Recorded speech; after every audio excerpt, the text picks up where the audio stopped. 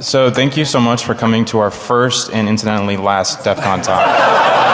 Yep. Get a PC. Right? Win. Give Joe a hand, please.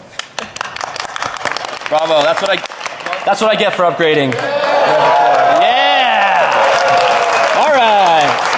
We're cooking. All right, hit next slide so you can show a picture of us doing cool stuff. Did you do all our material already? No, I did the introduction. I'm Replicant, you're QUADDI. Nice to meet you. This is who we are. Pretty much anytime we're not in Las Vegas speaking at cons, we are in the hospital studying and taking care of patients. And when we come home, we're so tired that we start to hallucinate and do weird things to our household pets. So, yeah, that's pretty much who we are. Let's talk about who we're not. All right. We are not doctors yet. That's another $100,000 in student loans and another 2 years of indentured servitude. So, some ground rules. Even once we become doctors, it does not mean we're competent to do anything. So afterwards, don't come up and ask us, please implant my Arduino in my arm. Please, can you give me some Viagra? Can you circumcise me after the talk in the back hall? We talked about it. Nope. Absolutely not. We won't do any of that type of stuff. Don't ask us. We refuse to do so. $5, no cutsies, okay? Or insurance. Good insurance. All right, where would our DEF CON talk be without the obligatory warning slide at the very beginning? It would be a rather unfortunate event if you took anything that we said today and used it as the basis for doing something at home. This talk does not constitute medical advice. All the technologies and research we talk about in this talk are experimental, extremely dangerous, and you'd be just a moron to absolutely try any of these. Don't try them. Always consult your doctor if you have any healthcare related issues. And lastly, there are a few graphic surgical pictures in this slide. Nothing, it's not every slide. There's probably like 5. So if you're sensitive to stuff like that, you might want to go check out another talk. But with that being said, it's going to be a fun ride. You guys ready? Yeah. All right. Don't build up their expectations. Yeah, I talked it up shit. We're already done. So we have a couple of objectives for you that we sort of hope is what you take away from the talk. We're going to super briefly talk about some interesting points in the history of human augmentation. We're going to sort of set the stage for some issues and ethics that kind of surrounds this stuff. And then we're going to really hit the meat of the material, which are methods of augmentation and enhancement and some of the inherent risks and barriers that you need to be aware of before you jump into this exciting new world. We will try and take questions at the end, definitely in the Q&A session, but if you are going to ask, what is the suspicious looking sore on my genitals that appeared this morning, I can answer that right now for you. It's syphilis. Get some penicillin. All right, so we had practiced this originally with individual speakers advancing their slides, so if it gets fucked up, just hit me. I'm sorry, I cursed. I'm not getting a job anymore. All right, so many of you out there are probably wondering, why aren't these two clowns up here showing us some really awesome mods now? Why aren't we jumping 12 feet? Why don't we have this widespread technology available to all you today? Why are we not trying to sell it to you? Well, we want to frame the problem of human augmentation as being kind of complex, and that's one of the reasons we're here today, is to explain to you an alternative view of this technology so you can appreciate it a little bit more. So when this stuff really hits the ground, you'll be able to be in a little bit more control of it. So let's frame it like this. First, you have to build complex mods that are biocompatible. We'll talk about that. Very small. They do a lot of stuff. And then lastly, that are worth installing in your body in the first place, right? So if it's not worth all the pain and all the surgical procedure, why the hell would you put anything into your body? So that's what we have to come to at the very beginning when we design these mods. Next, we have to put them into a system that you didn't engineer. It's very hostile. And then lastly, this system, it acts unpredictably from person to person. So the human body isn't a system that will always act predictably. So you have this complex mod, you spent all this money building, you're going to put in a system you don't know anything about, and then if you screw it up, people die. So that's why this is a harder problem than we'd like to, than a lot of people would like to think, is that it's going to take a little bit for us to get this stuff mainstream. But once we solve these types of problems, once we get comfortable with this, Replicant and I think it's going to absolutely explode. And it's going to be something that's, it's going to be one day something that everyone's going to have. It's going to be the standard. So sort of this paradigm that QUADDI and I deal with on a daily basis, and the one that 99% of all money in research is spent on, is this idea of wellness and disease. So people who are sick in the face of disease, medicine's going to work by treating their symptoms and bringing them back into some balance. And when you start talking about enhancement and augmentation, you sort of see a fundamental shift that moves beyond this concept. You're taking that which is working fine, that which isn't broken, and you're fixing it. So in this case, right here, like, taking Megan Fox and giving her like robo boobs or something. And this is sort of an interesting direction. That joke really didn't go over well, especially for the medical community, because except for certain fields like elective plastic surgery or dermatology, we're not really interested in doing things to people who don't need them. All right, so we're going to talk about a few definitions here. We intentionally left the definitions off the slide because they may or may not be shared by the enhancement community as a whole. And the reason we're going to be explaining this is that what little sense we're going to make today, maybe by defining these words, we're going to make a little bit more sense. When we talk about enhancement and augmentation during this talk, at least, we essentially mean the same thing. And we're going to be defining that as kind of an organic state of a person without any intervention, it being enhanced in some way. So using technology, using some type of intervention, the potential that organism had beforehand is not the case anymore. So with those interventions, we can see stuff like outward appearance changes, changes in lifespan. Replica's going to talk about the potential for human augmentation to expand our lives dramatically. It can improve existing functionality like the ability to walk or run really fast, making that even better. But there's also potential for human augmentation that we can imbue in ourselves attributes we never had before, adapt new functionality that humanity's never had the ability to do before. And that's kind of the exciting new world, right? Well, a lot of people associate human augmentation with the cyborg, which is like our third definition, which is defined as an organism that lives as both the melding of organic tissue and mechanical and or electrical components. They're famously depicted in science fiction with things like the Borg, Darth Vader, or Robocop, right? We're all familiar with those types of things. But if you apply the strict definition of a cyborg, we've been living around cyborgs for decades now. Cardiac pacemakers, cochlear implants, hip replacements. Those are all implantable medical devices that those people need to use every day to live. And with that being said, that's the perfect melding of exactly what we've been talking about. Biomechanical mods that either enhance or replace the function that was lost. Now, lastly, we want to introduce the concept of, I'm sure lots of you guys in the audience are familiar with this, but the transhumanism movement. It's a social movement that can be kind of described as the big proponent behind changing who we are as human beings. So the premise being that we should use available technologies and advances in knowledge to improve the human condition, to eradicate suffering and disease. And a lot of that is framed around the idea that once we augment ourselves as human beings, are we still human beings? So those are all the intellectual debates that are happening now behind the scenes. There's some organizations we'd like to plug at the end, none of which we're really involved in, but we think all of you, well, not by choice, but that we think all you guys should go check out online as kind of the forefront in this arena. Okay, so we're going to hit the history really quickly. You guys all know this, so I don't really have to even cover this, but 75 million years ago, Galactic Overlord Xenu, as you know, took our Thetan souls, brought us to Earth, put us in volcanoes, and blew it up. What you may not know, please, come on, that's basic stuff. Why are you clapping? You should be praying. Yes. What you may not know is that in college, he was really into cyborgs and cybernetics and stuff, so he is recognized as history's first cyborg. Further, please, click one more. Later in the 1500s, Leonardo da Vinci, when he wasn't drawing pictures of naked dudes with too many legs, was really into designing ass-kicking robots and building them.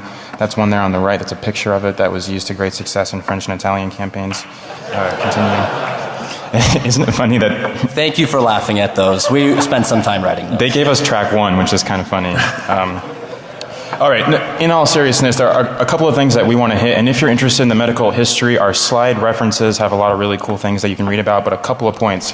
Prosthetics have been around forever. We're talking like ancient Greece and Egypt. You got your leg cut off in battle, you would add something onto your leg to be aesthetically pleasing. In the 1500s, 1600s, people started to have some idea of Newtonian mechanics and build things that could sort of replicate the function of the missing limb. We're going to talk a little bit about the current state of the art, where prosthetics are right now.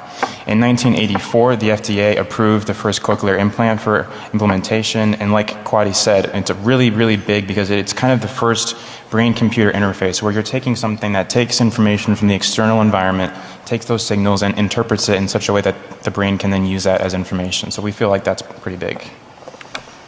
All right, so from the macro to the micro, let's talk a little bit about the history of 3D nanostructures, okay? So one of the parts of our talk we'll talk about is the potential to augment your body using technologies at a very, very tiny scale. In 1991, a lab produced a paper talking about the first 3D nanostructure. So it was a cube, which doesn't sound like much, but we'll talk about how important this is. A cube made out of the same building blocks as DNA. All right, they were able to actually design and build this thing and show it, and demonstrate proof of concept with that. The same lab in 1999 was able to show the world the first 3D nanostructure. In this case, it was a helix that when they added an external stimulus was able to change its shape and therefore its binding capabilities. So what we saw there is proof that it's possible to build these machines on such a small scale and then have them manipulated to do whatever function we want them to do, kind of laying the foundation for where we're going to be in the future with nanotechnology. Another thing we're going to talk about today is kind of genetic engineering and then using that to augment our bodies. So a little bit of background on that. In 1990, the world saw the first FDA-approved trial of gene therapy to treat Ashanti da Silva. So this is a young girl with a genetic defect that left her without an enzyme called adenosine deaminase. And when this thing builds up in your system, it kills your maturing immune cells. None of that's really important. But the point of this is that this treatment they used to replace this lost enzyme had some efficacy. Unfortunately, it was only temporary, and we saw for the next period of years some disappointing trials with gene therapy. Until about 5 years ago, there's been a series of really exciting gene therapy trials. One of the ones I think is absolutely amazing is some researchers were able to use gene therapy essentially to replace lost color sight in monkeys. So these monkeys were essentially colorblind. They were able to introduce a gene that expressed a certain cell and restore color vision to these monkeys with kind of great promise for humanity. So all of you guys who are colorblind out there, keep on the radar here. There's going to be some cool stuff coming to you guys now where you might be able to cure your color blindness with just an injection that we're going to talk about in a little bit. With that being said, very exciting stuff going on in human augmentation. This is just recently, and this stuff is exponentially speeding up. And there's so many labs cooking things that we don't even know about, that haven't been published, that are really going to knock your socks off, and we think it's an exciting thing to get on the ground floor of. All right, many of you out there would probably jump at augmentation here. I think this is a unique crowd of absolutely amazing people that without a doubt would sign up tomorrow if there was some cool mod they can implant into their body. But some of you out there might be thinking, oh, why should I do this? This is scary stuff and I don't want to do any of this stuff. I like the way I look. I don't want to be able to have earth-shattering slam dunks. I don't want to live forever as a god. Stuff like that. Well, to you, I offer 3 reasons to augment. We've talked exclusively about this. We've distilled it down to these 3 reasons to augment. 1, I think we can both, everyone in this room agree. Most importantly. To impress chicks. Seriously. Yeah? Yeah. Save it up for ladies. 2, titanium abs. Think about it. All right, 3, perhaps the real reason. And a reason I think a lot of you out there feel. How about because we can? We are here at DEF CON 20. God, can we give her a round of applause, please? This is absolutely insane. We're here at the world's largest hacker gathering, like-minded people all around us who understand the value of breaking down a system, exploiting its weaknesses so that we can build it up better than ever before. Apply that same paradigm to human beings. We're full of weaknesses, we age, we die, a lot of us are assholes. We can fix that stuff. I don't know about that last part. I'm not on board with that. I think we can. Don't quote me on that. So it's not a question of should we augment anymore, it's why should we not? It holds such potential promise, and absolutely, look around our world today, we see tremendous suffering and pain. And one of probably the most realistic approaches to this is being able to come to the world with this technology and kind of solve it from a different angle, not from the political and from the social, but from the actual technology within our own bodies. Okay, so I think I've wasted some time. No, I'm sorry. We also wanted to teach you guys about kind of the medical aspect of it. So something you might not normally see at a DEF CON talk, we're going to give you some kind of practical stuff about why augmentation is hard and things you have to take into consideration from the kind of medical stance. And the reason we think this is important for you guys is because you guys are going to be adopting it. You guys are incredibly intelligent, and you guys are the kind of do-it-yourself people. Not that we encourage that or anything, but you're going to have to know about what we're going to talk about: infection, tissue rejection, powering these bad boys, and et cetera, so that you guys can have more control over your own mods. All right? Okay, you're pontificating just a bit. So we started a little bit late, yet kind of have to speed it up. Okay, so we've given you some background information with a healthy dash of juvenile stupidity. We're going to dive into the core of this talk. So we've sort of assembled the 10 main ideas or steps that you need to sort of understand or take before you want to become the next Robocop. So our first step is the most basic. We need to decide what it is that we actually want to augment. Let's take a look at the possibilities. We're going to start from the big and work our way down.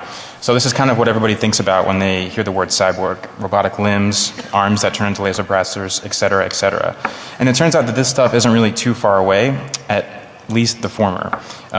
This is a picture of the spring ankle with regenerative kinetics or Sparky project in action. So let's take a quick sort of couple of seconds to outline where prosthetics are right now. We had them in ancient Rome and Egypt sort of as just aesthetic things. In the 1600s and 1700s they became a little bit more functional, but it was really only in the 1990s where we started to see motorized prosthetics with microchips that were able to actually replicate the gait of people's unaffected limb and help them walk. So prosthetics got pretty good at doing their job, but in reality the problem is a little bit more complex because our joints aren't simple just ball and socket or hinge apparatuses. There's a very complicated pattern of tendon insertion and muscles and innervation of nerves that allows us to do some of the really cool things that we do. So prosthetics in the last 10 or 15 years have been really trying to capture the function of our natural limbs. And a big problem is that you and I expend energy every day when we're walking around, and it's probably something that we don't even really think about. But we spend about 35 joules of energy and 250 watts of power with each step that we take. And up until now, the only way that prosthetics could really capture that was by having these motors that were very, very heavy and very, very expensive attached to these prosthetics. What the Sparky leg does is it actually has robotic tendons that are able to capture the kinetic energy of our downstroke. So when we hit the ground, there's kinetic energy that's generated. These tendons capture that and use it to power the subsequent upstroke. What does this have to do with augmentation?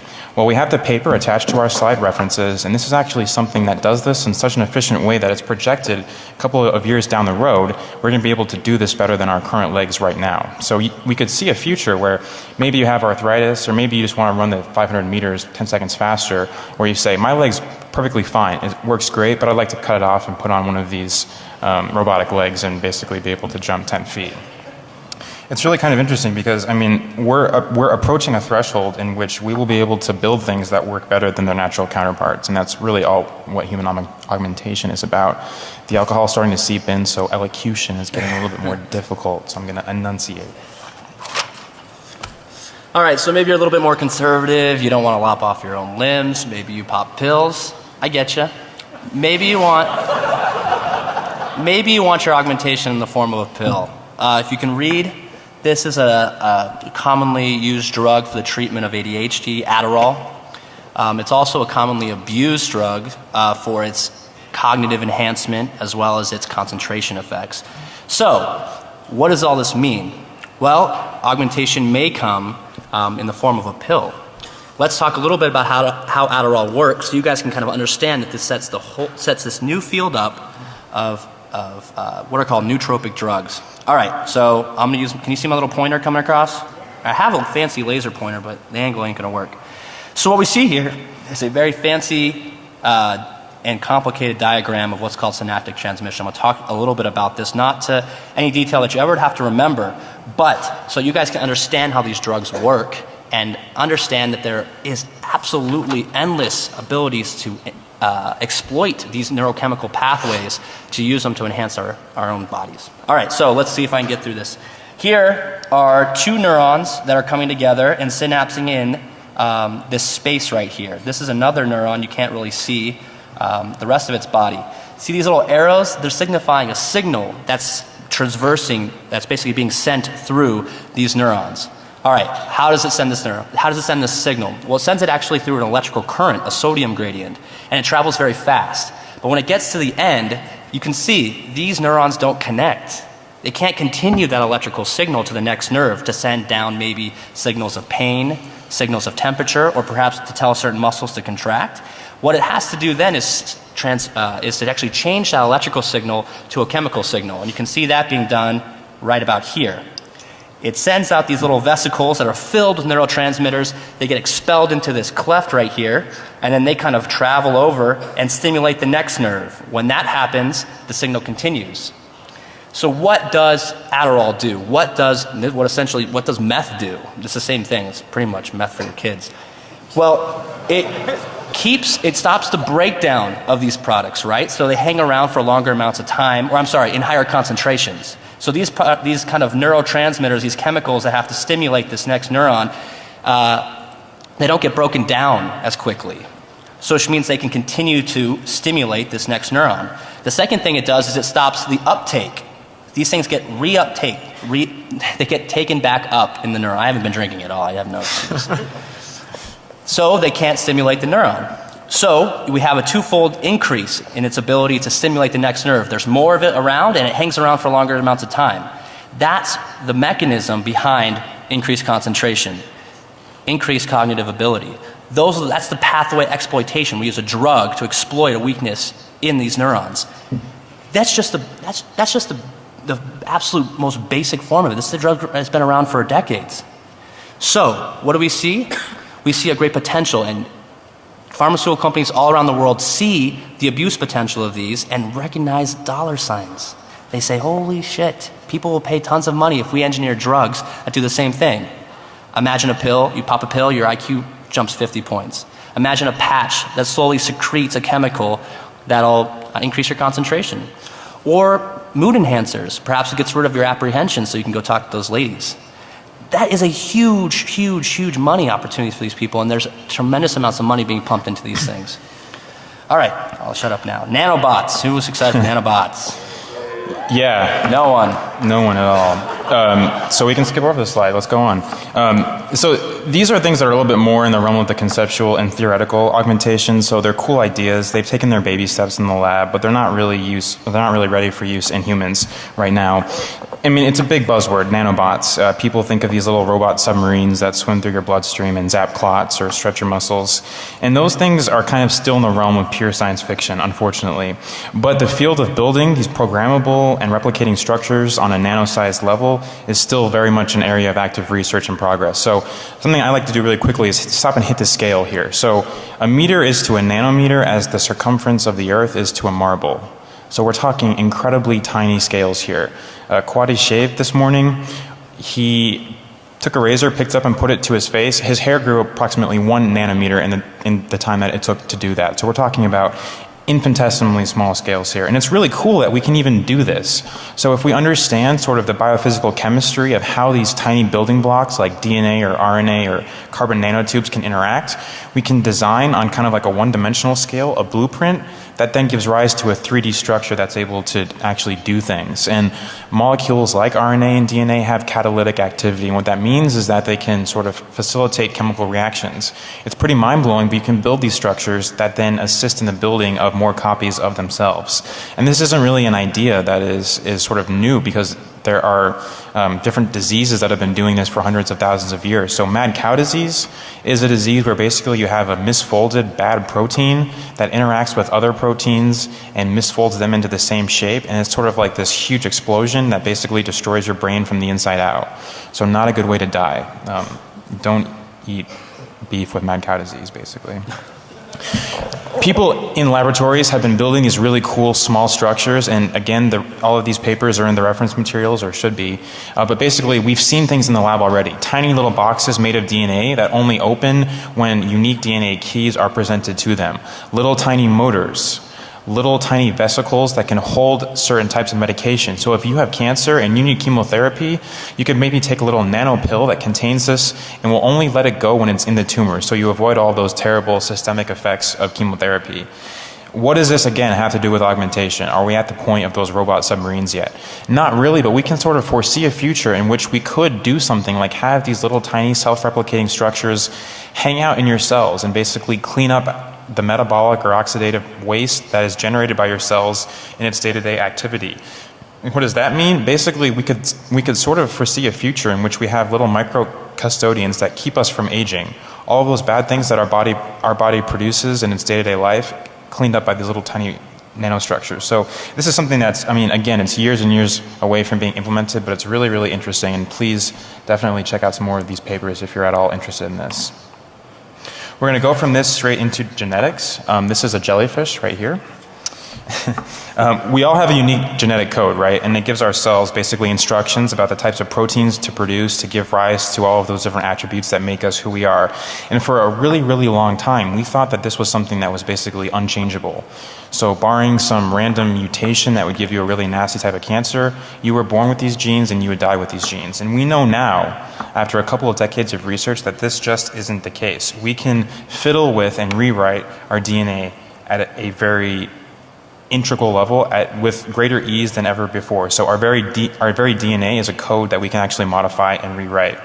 I did a little bit of this work in college using bacteria, but the principle is the same because we all share the same genetic code. So we can rewrite genes which produce proteins. We can also rewrite some of the instructions. So we all have different types of instructions. Operators and promoters are regions of code that tell us how to transcribe our genes. So sometimes we may want to produce this type of protein, other times we want to produce a different type of protein. We can rewrite all of that. How do we do it? We basically write our code and we put it into something called a plasmid. And a plasmid is basically a large region of circular DNA that we can then introduce to cells, and the natural machinery of the cells will either take up that DNA and start to transcribe it and produce those proteins, or that DNA can be integrated into the very genome of a cell, which means that when it replicates, it will continue to hold that DNA with it. How do we do that? If I wanted to make a new piece of code that told QUADDI's muscles to increase 30% in size, I couldn't put that in a pill and just give it to him because DNA is very, very volatile and would break down in seconds within his bloodstream. So we kind of have to be a little bit inventive with introducing DNA into cells. And there are a couple of techniques to do this. One that's really cool is something that's called a gene gun, and the name basically tells you what it does. So it takes DNA in the form of plasmids and it complexes them with gold colloid particles. So these gold particles can then be shot directly into your muscle, and the gold prevents the DNA from breaking down. When it gets inside your cell, it's a little bit of a different environment. The gold dissociates from the DNA and it's not toxic, so this DNA can then be picked up and transcribed by the machinery of your cell. It's pretty cool. It's used in plants and animals and humans to introduce new types of DNA. Something else that we can do is we can actually take viruses and we can remove the bad portion of the viruses that make you sick and put in new DNA. So the virus then infects your cells but introduces this new DNA, and instead of giving you HIV, it could give you basically some code that may make your muscles a little bit bigger or increase the amount of red blood cells you have so you could hold your breath longer underwater, types of things. So this is, to me, something that's really fascinating as probably one of the most promising ways to just from the ground level, you know, change who we are as a species, is just rewriting our genetic code. Okay, so that was step one. Step two, we need to decide exactly what our augment or enhancement is going to be built of. It's very important to carefully consider the types of materials or chemicals that we will be building our mods from. And these devices and compounds are going to be forming literal interfaces with our bodies. And it's incredibly crucial that what we put in is not toxic or harmful to our natural structures. So biomaterials is a field that you will be intimately familiar with if you are an orthopedic surgeon or body art specialist. Do we have any orthopedic surgeons in the audience? Thank God. Yeah, they're assholes. There, yeah. So that's... if you're not either one of those, you could do a little digging on some basic literature to get you started. So in our research, we came across this 260-page little paper that for $4,400 will get you on your way to a solid understanding of biocompatible materials. If you don't have that kind of cash to spread around, we can help you out with a quick overview. So we want to hit two main points here with biocompatible materials. First, we want to provide the strength to be able to sustain the form and function of what it is that we want to augment. So if we have an artificial heart, it needs to be able to withstand the physiologic stresses that we're going to be pushing on it for a lifetime of pumping. Okay?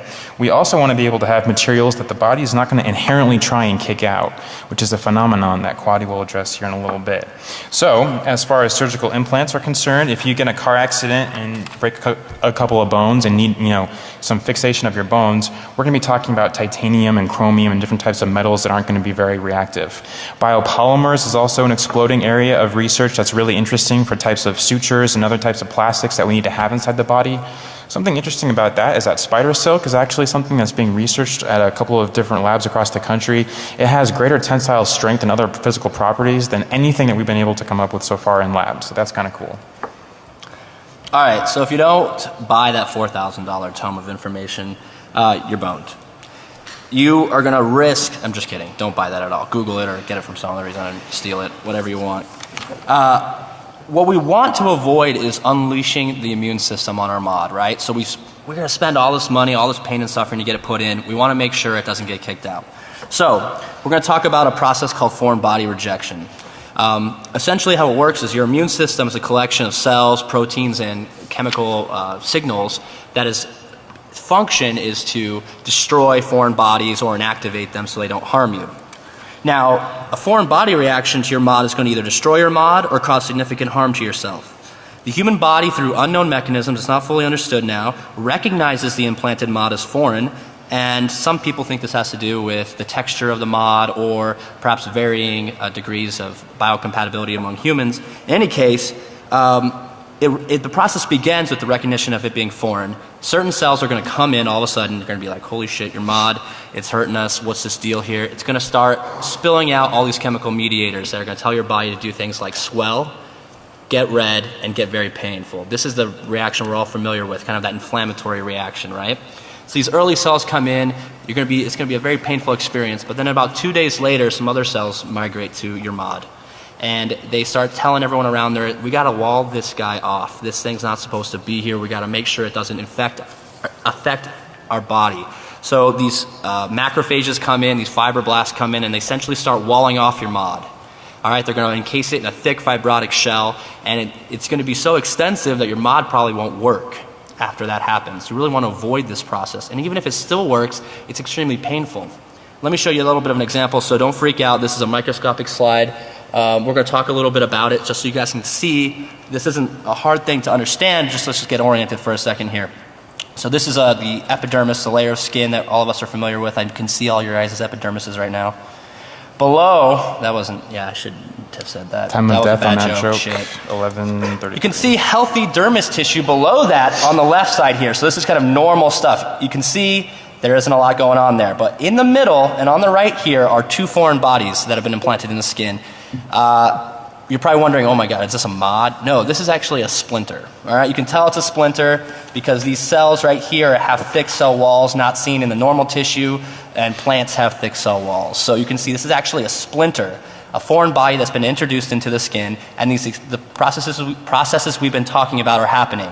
So we have these kind of darkly stained cells. Those are the ones that are releasing all those nasty chemicals.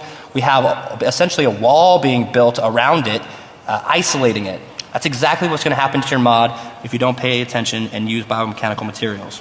All right, that's enough about that.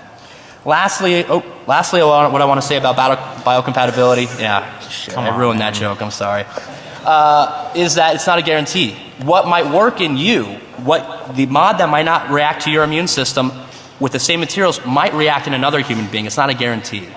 So this is one of the things we talked about earlier, is that bodies can react differently from person to person. So this is going to be a hard thing to start developing as we go forward with human augmentation, is kind of seeing these variances between people, being able to predict that, et cetera, et cetera. All right, now for the joke. All right, buddy, we got to book it. So this is like an amazing anecdote to be able to talk about rejection. Dick Cheney has got to be the only person in the history of ever who accidentally shot a man in the face with a shotgun and was later apologized to by that same man for the trouble that Dick Cheney was put through when he shot a man in the face with a shotgun. You may remember this. This was a couple of years back when Dick mistook his hunting buddy Harry Whittington for a flock of quail and blew his wad, which is the technical term for shooting a shotgun, all over Mr. Whittington's face, neck, and torso. Surgeons, when he got shot in the face, surgeons, unfortunately, and you can go to the next slide, had to leave about 50 of these pellets still in his body. This isn't his x-ray. It probably looks something similar, though. Read the quote at the bottom. It's hilarious. And he's going to have those pellets in his body for the rest of his life. So what does this have to do with rejection? Well, shotgun pellets contain lead. Lead's kind of reactive. These particles are probably going to react against those inflammatory cells in his body, forming that process that walls them off with fibrous tissue and scarring. It's not a big deal unless they start to move around, endangering adjacent structures like the carotid artery or various nerves, the vagus nerve, or become infected and require further surgery. So it's a pretty good example, and I just like talking about it, that you need to make sure that when you put stuff into your body, you have some idea of what's going to happen to it over the long term. All right, we're on to step 3 here. You've picked what you wanted to mod. You've made it out of the right materials. Now you got to pick where you want to put it. So I think it goes without saying that you want to match the function of your mod with the location.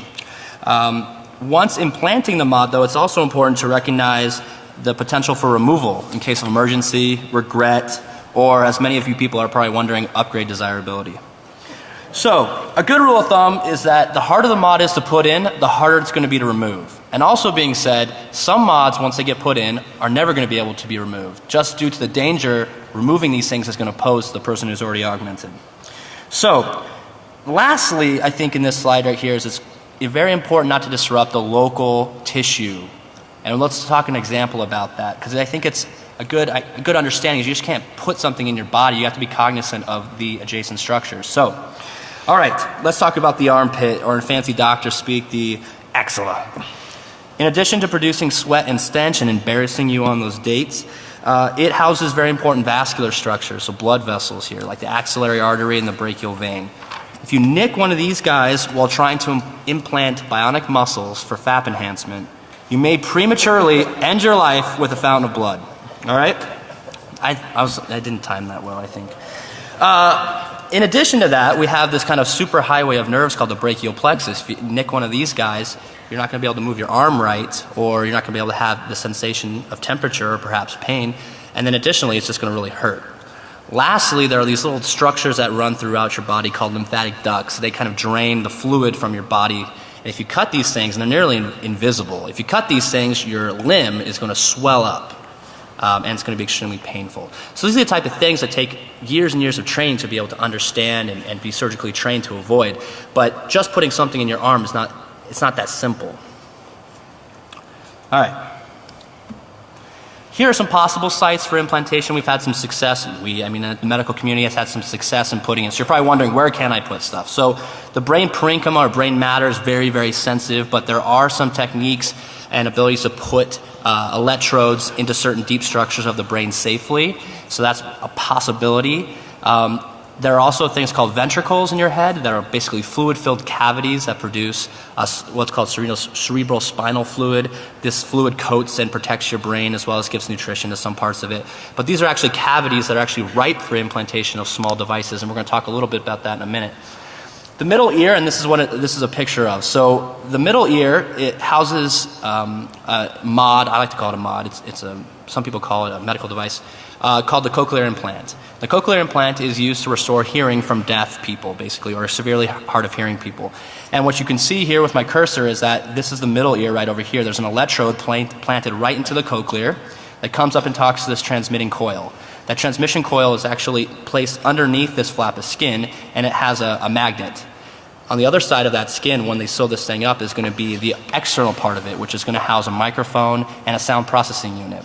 So the external microphone will pick up sound. The sound processing unit will be able to filter out the things that it thinks isn't important, and then it's going to translate that signal into a signal that your brain can understand. Then it sends it over FM through the skin to the transmission coil that gets sent back into the brain. So what you can essentially have is replace a function of the ear with this if it's lost or if it's damaged. You can easily imagine being augmented in the future.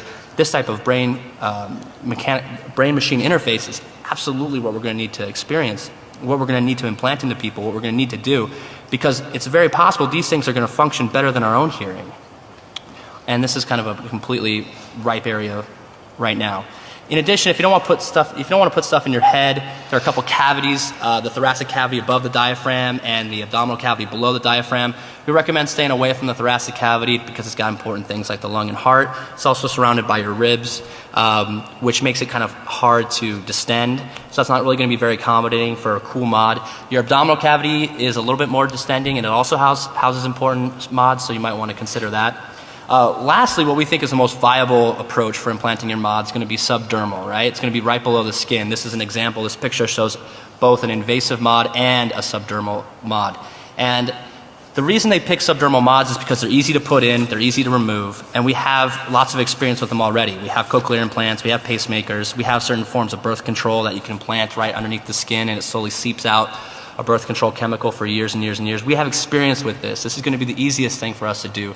Because if you want to upgrade, when the new one comes out, you just kind of pop it out of the skin, apply some local anesthetic, put the new one back in, and hook it back up. Not a big deal.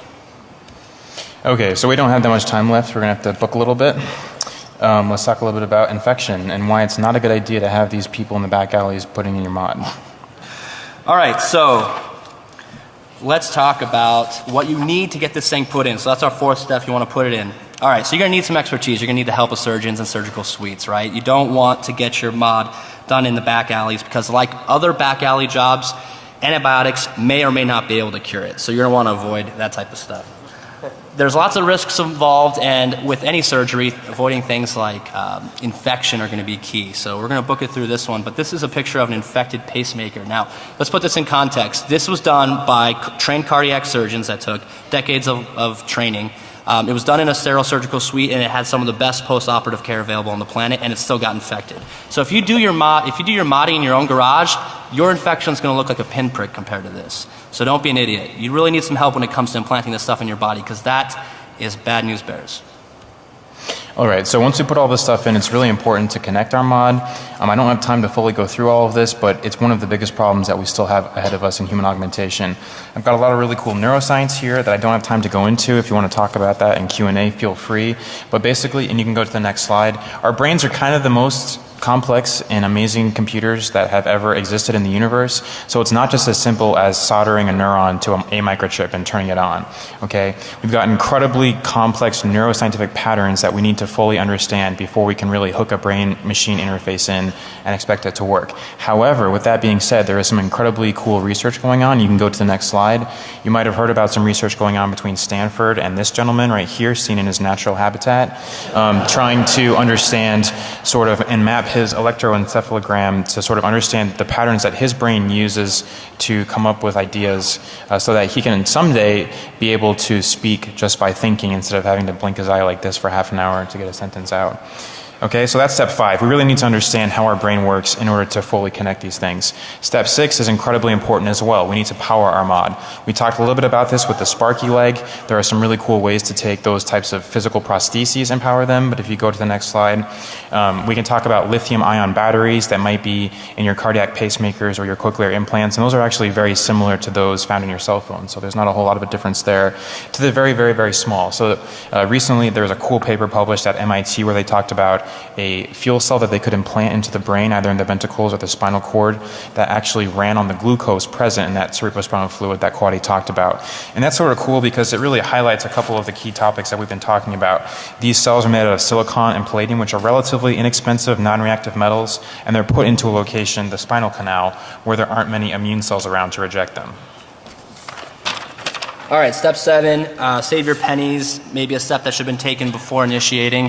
However, if anything, if we know anything about human augmentation, we know right off the bat it's going to be really expensive. We pulled up some costs of some of the current implantable devices now. Cardiac pacemakers set you back 22 grand, as well as a hip replacement per hip, of course. Leg prosthetics of the more advanced kind, upwards of 35. And then if you want stereo sound for your cochlear implant, you're going to need to fork up $80,000.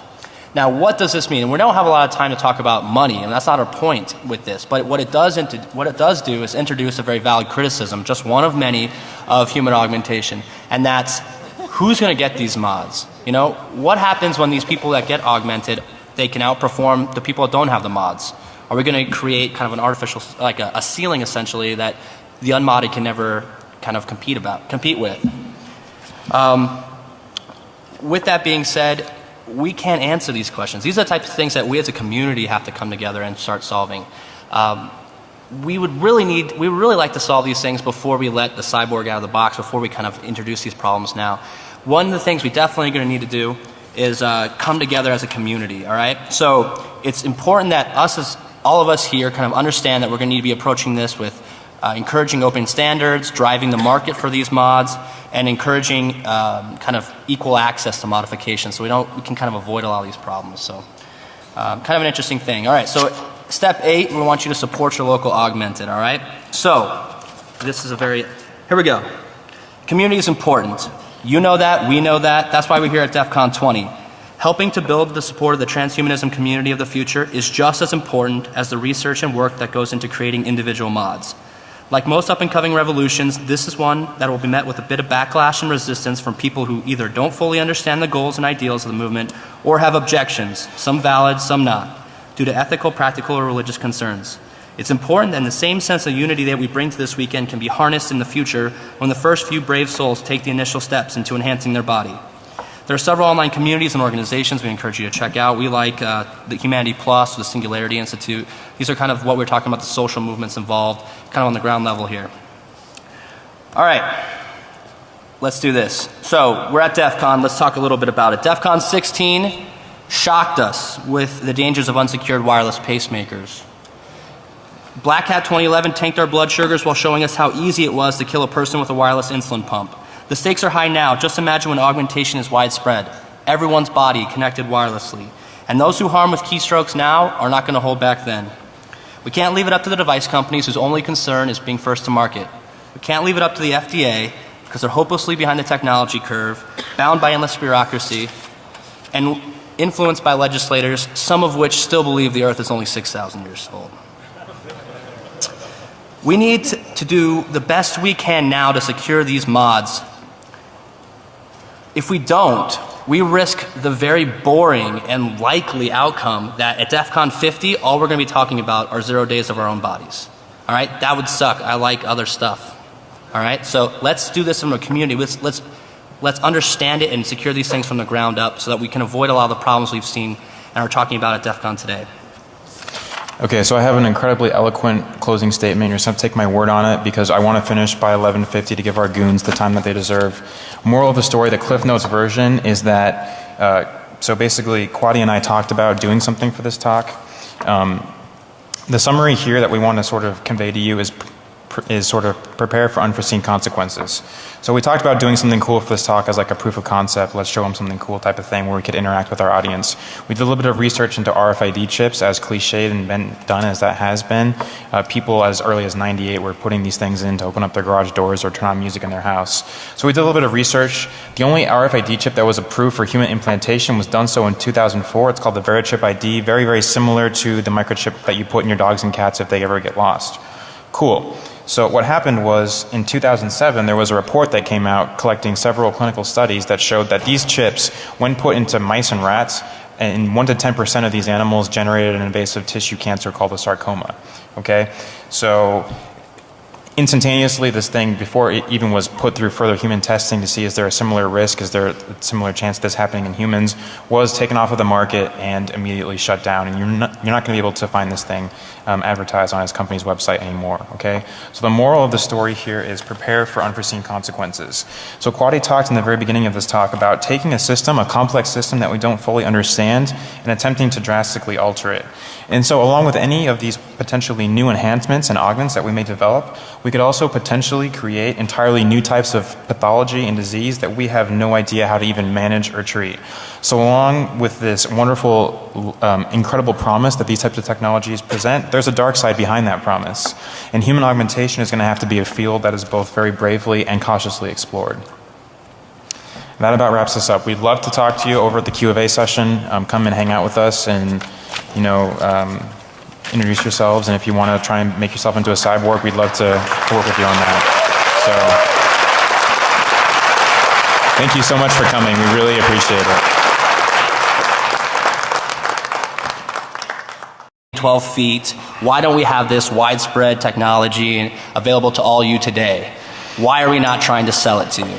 Well, we want to frame the problem of human augmentation as being kind of complex. And that's one of the reasons we're here today, is to explain to you an alternative view of this technology so you can appreciate it a little bit more. So when this stuff really hits the ground, you'll be able to be in a little bit more control of it.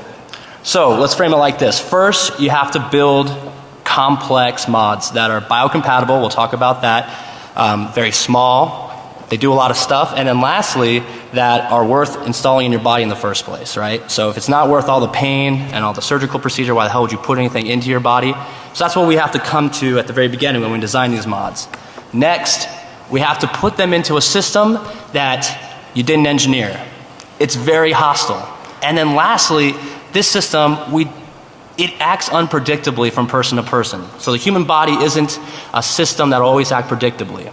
So you have this complex mod, you spent all this money building, you're going to put in a system you don't know anything about, and then if you screw it up, people die. So that's why this is a harder problem than we'd like to, than a lot of people would like to think, is that it's going to take a little bit for us to get this stuff mainstream. But once we solve these types of problems, once we get comfortable with this, Replicant, I think it's going to absolutely explode. It's going to be something that's, it's going to be one day something that everyone's going to have. It's going to be the standard. For human augmentation to expand our lives dramatically, it can improve existing functionality like the ability to walk or run really fast, making that even better. But there's also potential for human augmentation that we can imbue in ourselves attributes we never had before, adapt new functionality that humanity's never had the ability to do before. And that's kind of the exciting new world, right? Well, a lot of people associate human augmentation with the cyborg, which is like our third definition, which is defined as an organism that lives as both the melding of organic tissue and mechanical and or electrical components. They're famously depicted in science fiction with things like the Borg, Darth Vader, or Robocop, right? We're all familiar with those types of things. But if you apply the strict definition of a cyborg, we've been living around cyborgs for decades now. Cardiac pacemakers, cochlear implants, hip replacements. Those are all implantable medical devices that those people need to use every day to live. And with that being said, that's the perfect melding of exactly what we've been talking about. Biomechanical mods that either enhance or replace the function that was lost. Now, lastly, we want to introduce the concept of, I'm sure lots of you guys in the audience are familiar with this, but the transhumanism movement. It's a social movement that can be kind of described as the big proponent behind changing who we are as human beings. So the premise being that we should use available technologies and advances in knowledge to improve the human condition, to eradicate suffering and disease, and use it as the basis for doing something at home. This talk does not constitute medical advice. All the technologies and research we talk about in this talk are experimental, extremely dangerous, and you'd be just a moron to absolutely try any of these. Don't try them. Always consult your doctor if you have any healthcare related issues. And lastly, there are a few graphic surgical pictures in this slide. Nothing, it's not every slide. There's probably like 5. So if you're sensitive to stuff like that, you might want to go check out another talk. But with that being said, it's going to be a fun ride. You guys ready? Yeah. All right. Don't build up their expectations. Yeah, I talked it up shit. Okay. So we have a couple of objectives for you that we sort of hope is what you take away from the talk. We're going to super briefly talk about some interesting points in the history of human augmentation. We're going to sort of set the stage for some issues and ethics that kind of surrounds this stuff. And then we're going to really hit the meat of the material, which are methods of augmentation and enhancement and some of the inherent risks and barriers that you need to be aware of before you jump into this exciting new world. We will try and take questions at the end, definitely in the Q&A session, but if you are going to ask, what is the suspicious looking sore on my genitals that appeared this morning, I can answer that right now for you. It's syphilis. Get some penicillin. All right, so we had practiced this originally with individual speakers advancing their slides, so if it gets fucked up, just hit me. I'm sorry, I cursed. I'm not getting a job anymore. All right, so many of you out there are probably wondering, why aren't these two clowns up here showing us some really awesome mods now? Why aren't we jumping? So thank you so much for coming to our first and incidentally last DEF CON talk. Yep. Get a PC. Right? Win. Win. Hand, please. Bravo, that's what I get for upgrading. Yeah! All right. We're cooking. All right, hit next slide so you can show a picture of us doing cool stuff. Did you do all our material already? I did the introduction. I'm Replicant, you're QUADDI. Nice to meet you. This is who we are. Pretty much anytime we're not in Las Vegas speaking at cons, we are in the hospital studying and taking care of patients. And when we come home, we're so tired that we start to hallucinate and do weird things to our household pets. So, yeah, that's pretty much who we are. Let's talk about who we're not. All right. We are not doctors yet. That's another $100,000 in student loans and another 2 years of indentured servitude. So, some ground rules. Even once we become doctors, it does not mean we're competent to do anything. So afterwards, don't come up and ask us, please implant my Arduino in my arm. Please, can you give me some Viagra?